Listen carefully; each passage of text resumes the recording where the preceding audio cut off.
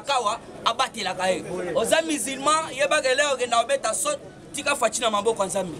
Oza mutu afumu kimbangu oboya opria plein air mais so komi pale tika fatina maboko nzambi. Bangu na baza ebele. En tout cas tozongi ici slogan na makasi na vivacité. Oye zali lisusu victoire ya makasi. Puisque ya mibale otobengi Herman Cohen a utaki koloba. Kolongwaya Otobengi Ilungamba, c'était la deuxième victoire de Félix Antoine Tshisekedi Tshilombo et le peuple congolais. IDPS viva! Viva! IDPS viva! Viva! IDPS viva! Viva! Viva! Viva! Tshisekedi super national. Félix Président de la République. Fatime! Fatime! Fatime! Bukishibe! Fatime, Bukishibe, les grands esprits, moi Maïbe, l'homme fort du Congo et d'Afrique.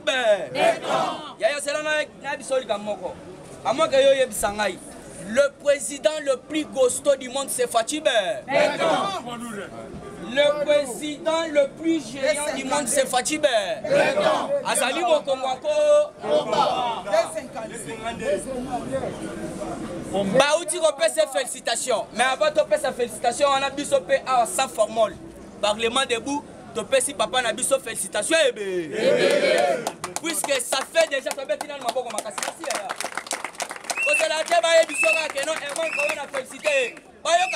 sans formule de féliciter Fatime. Puisque ça fait 50 quelques années. 54 ans, merci. Il faut comprendre que nos protocoles de l'issue de l'Union africaine et ça qui moi passe. Alors que comprendre ce qu'on a la déclaration de Salami. Il y a un tika de Fatia Zanzambe. Batu ya libanda bagangi. Assession ya Mukontombolo. Na Otobengi Union africaine et ça qui likambwa makasi na monde mobimba. Et ça qui samedi tout le monde ka Mukontombolo ba pesier marteau, ba pesier drapeau, ba pesier na ba dossier. Alors, pour nous été, nous allons bandagate ça ligne. Mais il y a un message à autre président du conseil. Charles Michel a outil pour révéler la révélation pour l'assession à Mokontamboka. Alors, le président du conseil européen, Charles Michel, félicite Félix Antoine Tshisekedi Tshilombo. Il y a besoin de ça et ça arrête autant bientôt tatabanagate. Boté. Charles Michel félicite Félix Antoine Tshisekedi Tshilombo et dit sa présence à la tête de l'Union africaine mettra fin à la barbarie au niveau de l'Afrique. Félix Tshisekedi est un grand diplomate et stratège, Fatime, qui maîtrise très bien les domaines.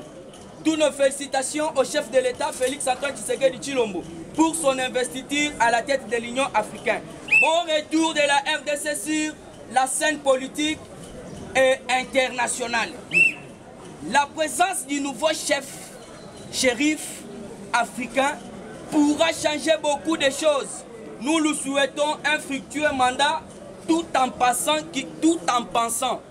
qu'il pourra enfin anéantir les pouvoirs de pays voisins sur la RDC et d'autres pays africains. Cela veut dire au monde en Afrique, même Yemoko, a Ebisaki Bango samedi. Il faut te mettre paix en Afrique Mobimba. Alors, il faut comprendre que non, ma camion surtout solo la kina Fatia solo la kika kapona kimia. Asengi bango tozala na kimia nde eloko mususu baye ko beta ma solo ya Covid. Alors Fatia kuna zate puisque ba président mususu o Afrique bandimaki da ba vaccin. Alors ma solo wana babwaka kina ngwango mupanzi nde ba solo la ki otobengi kaka kimia. Nde sikoyo o mona nde ba président nyo surtout o bazala ki wana.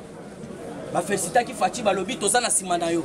Même président oyo Ramaphosa o atu ko pesa ngwende. Yemoko alobi nga moko nazana simana yo poto meka ko sala oto bengi alignement et continuer. Nde ya mwana moni Félix atelemelaki ba onyo surtout baza ko soutenir. Baza ko soutenir ba rebelle na est.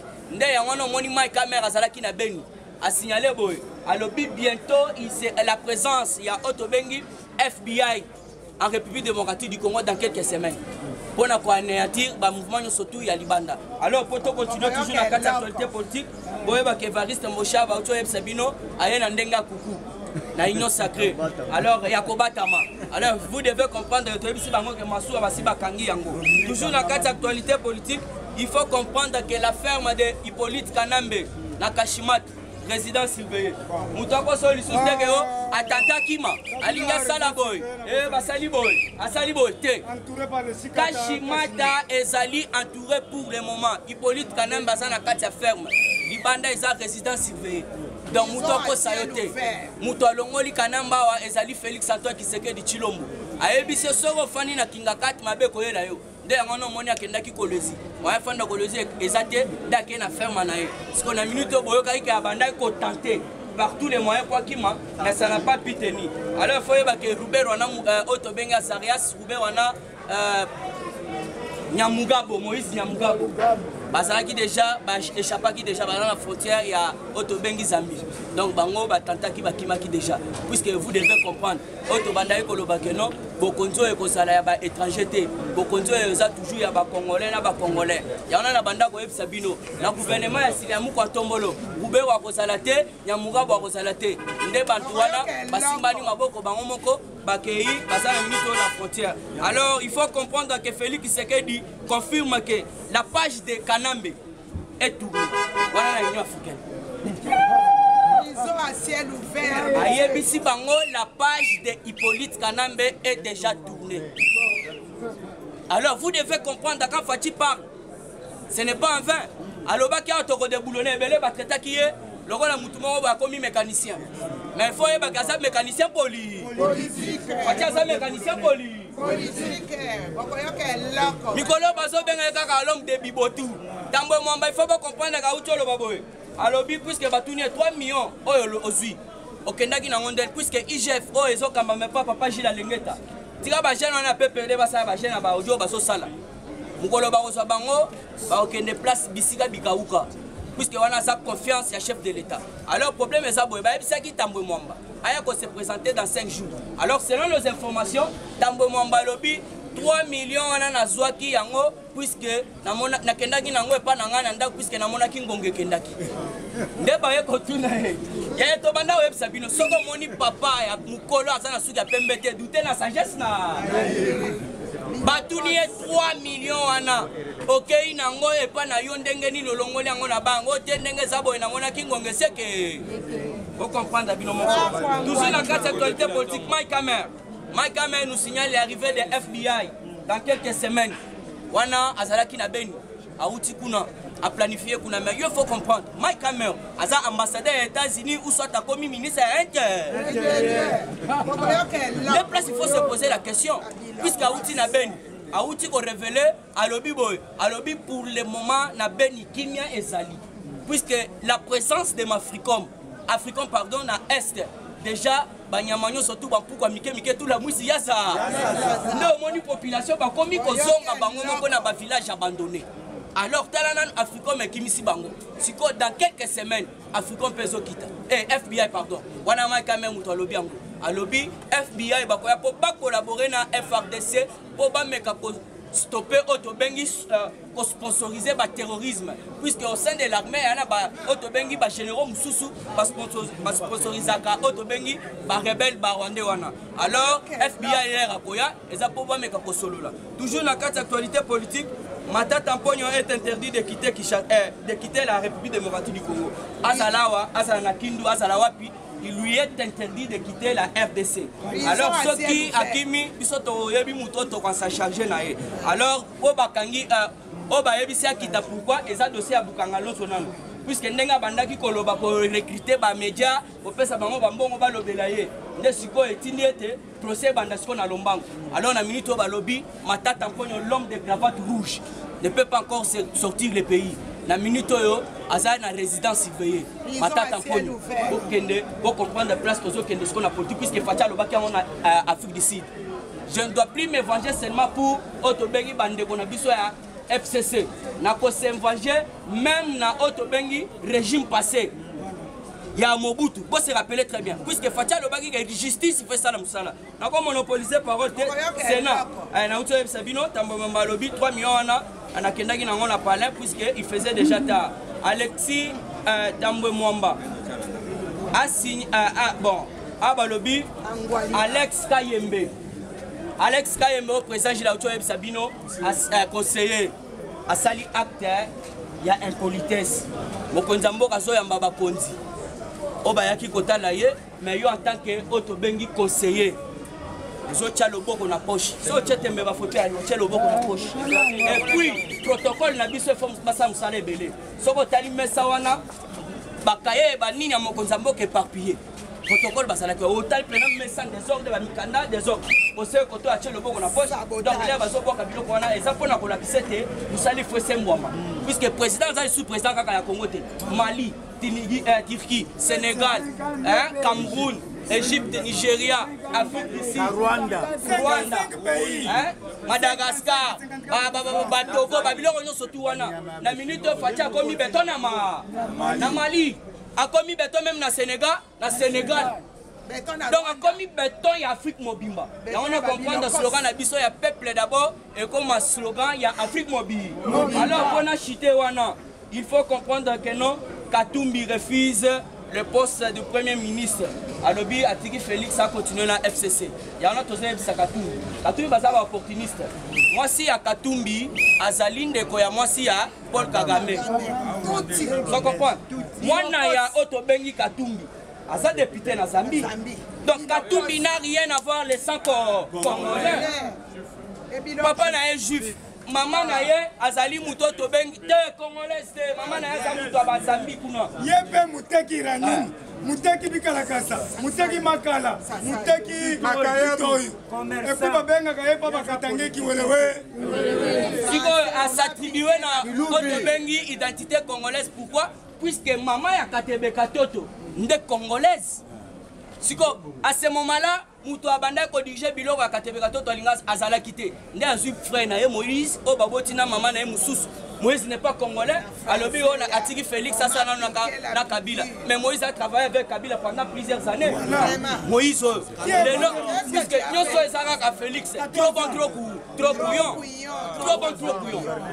Moïse ba kangeli frontière libanda moyen côté RDC ça exact. Moi, il n'y aura plus des exilés politiques. Si yaka.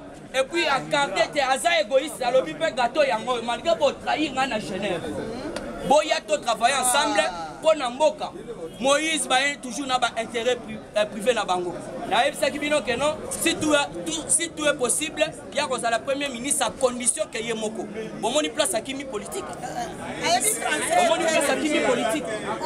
Alors, on y a lobby, à l'ongouena, on Félix Sassa là-bas. Et puis, on en complicité avec l'église catholique. Voilà. En bango, on a Moïse, on a Pierre et l'église, dans les Camonines. Il y a une église catholique, une église catholique, nous sommes comprenants. Merci beaucoup. IDPS, viva! IDPS, viva! Pourquoi entourer Kabila? C'est parce qu'on a trouvé des armes dans la cinquantenaire.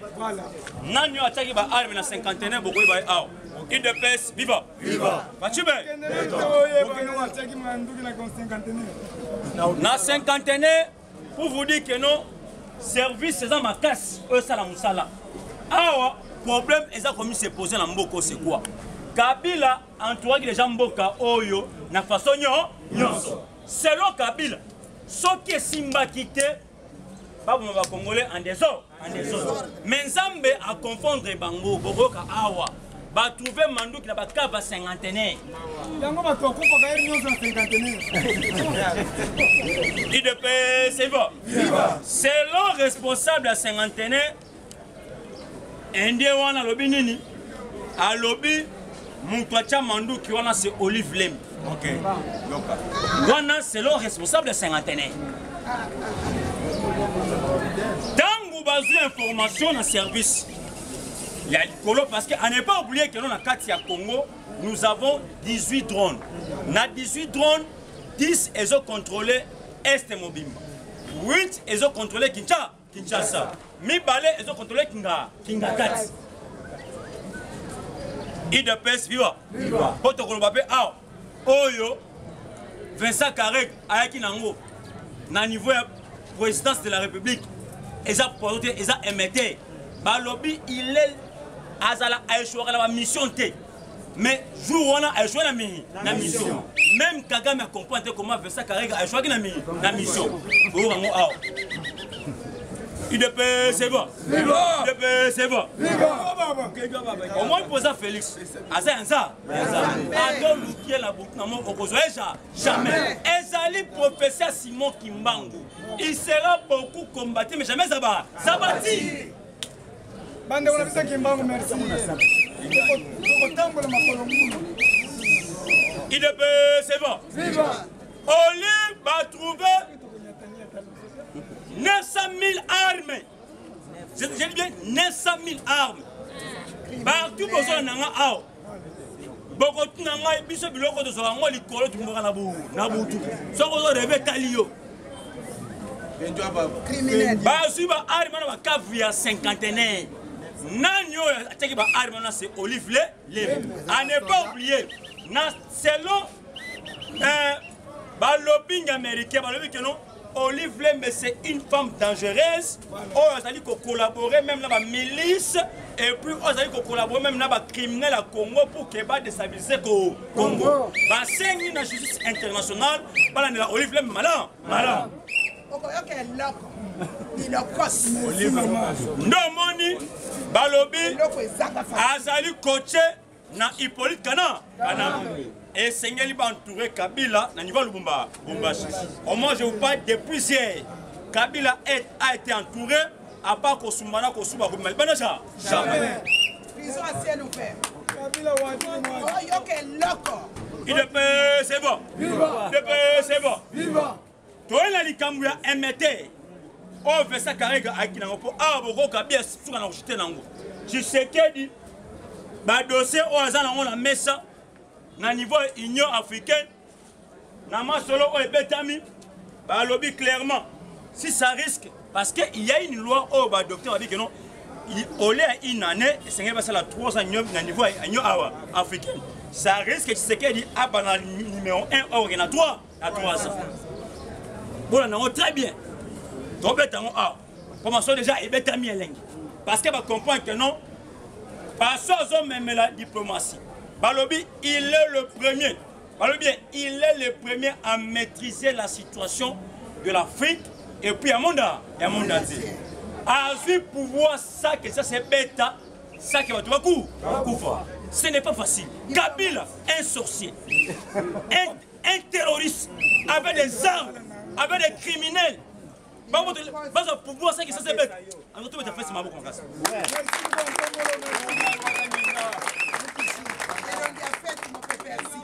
Mboka oyo suka Kinshasa engeza bataille. Moi j'ai vu des chars de combat, j'ai vu des armes lourdes, mais à ce pouvoir n'a papier à 50 francs, n'a pas qu'à 100, il y a 100 francs. C'est quelqu'un à féliciter.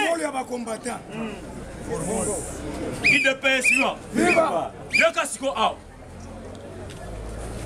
Vincent Karega, bah c'est que MT.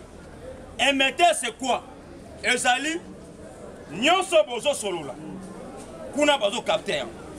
Nyonso oya solo banabino, kuna bazo capter. Et directement, bango bazala en contact na bato batina bango. Et puis MT wana, et on a pesa bango ba directive. On avait envoyé des appareils, batini yango ba contrôler, on va trouver que non ezali MRT. On est pesa Karega aki nango.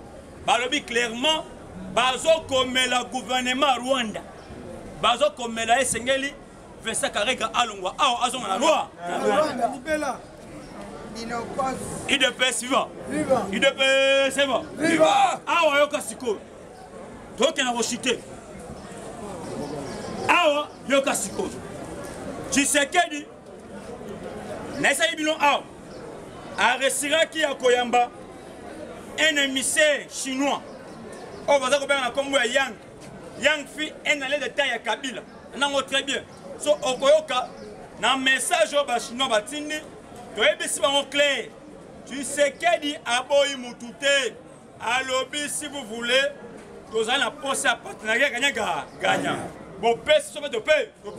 Mais Kabila a signé un contrat. il y a 26 ans, les Chinois, base à 80% iranium, 26 ans s'il vous plaît. Et croyez que le Kabila a besoin de faire ça pourquoi? Mais je comprends que je vais changer. Nous avons un ministre des Affaires étrangères chinois, parce qu'il allait de taille à Kabila. Nous avons un c'est clair. Oui, mais contre le peuple congolais, eh bien, moi, jamais. Qui est mon tour à pouvoir, il fait c'est que. Parce que, on est sinon clair. Ceux qui ont beaucoup de RDC, et c'est signer un contrat partenariat gagnant.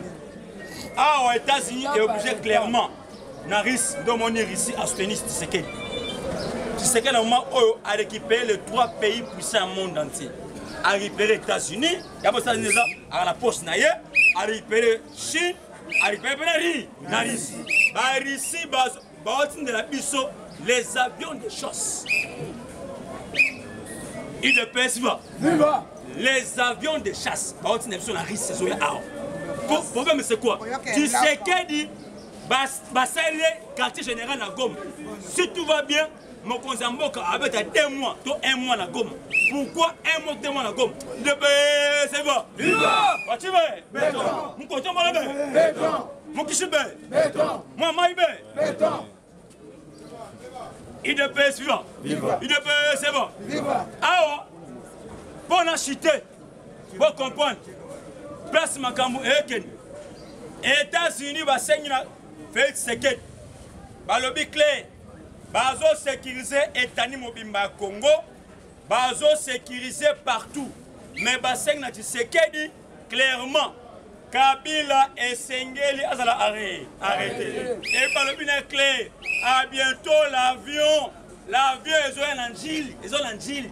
Les autres CPI, ils ont un deal à l'aéroport de Gilles. Les autres ont Kabila.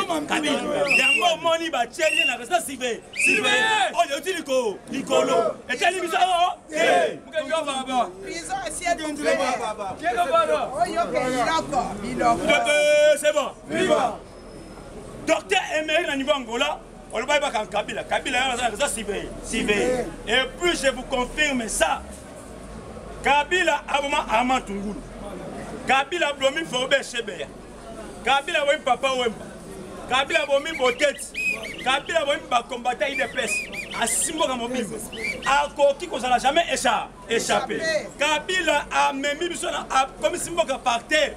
18 ans souffrance, yanzala, ya célibat, ya makambo be ebele, e bampiaka. Est-ce que mutu ndenge wana avant ça la libre? Jamais. Et c'est vrai qu'il y a la CPI. Pour nous chiter combattant, il est c'est bon. Viva! Tu veux? Béton. Nakata Union africaine. Balobinin. Pour esta Kouti, dossier coronavirus na mesa. Pour esta Kouti, dossier insécurité en Afrique. Pour esta Kouti, dossier mon kek. Yoka Bangolobi. Pour que tu sais qu'il y a reçu mission, na sagesse naie. Et c'est un bon calme pour ça déjà Nicolo. Pour comment 3 ans. Les seuls présidents ont commencé 3 ans en Union africaine. C'est que votre amour votre Bogoda. Quand tout bien a été libiso. Pour les. Et puis d'ailleurs, il ne pensait que c'est un Congolais. C'est un étranger. Et là, quoi ça va ils ont donné des licenciements. Tu sais qu'il y a un député na Béatrice. Ce que moi je vous demande, c'est que vous allez faire. Je suis avec vous jusqu'en 2030. Allez, c'est moi, Béatrice. J'ai oublié ça, c'est Béatrice. C'est bon. C'est bon. Maintenant, et là, on va et ça veut ça, moi, j'ai dit qu'il y a des étrangers. Famille étrangers. Quand vous n'en parlez pas d'étrangers. Son recensement de autochtone. Donc on est autochtone, papi qui met tout ici, c'est un et puis, première loi, on va voter dans l'Assemblée nationale. Et ça loi que l'on a principe province comme on a 11 provinces. Deuxième loi, et ça loi on va pas la passer parce que comme le bishop de l'État. Merci beaucoup. Nama shout n'enga Paris, la mère de la mère boss, shout n'enga pas Paris, personne botte mingi. Et puis sans oublier, au niveau Afrique, Emery niveau Afrique, plus Angola, personne botte belé. Mon numéro plus 143 85 1188 66 85 143 85 merci beaucoup.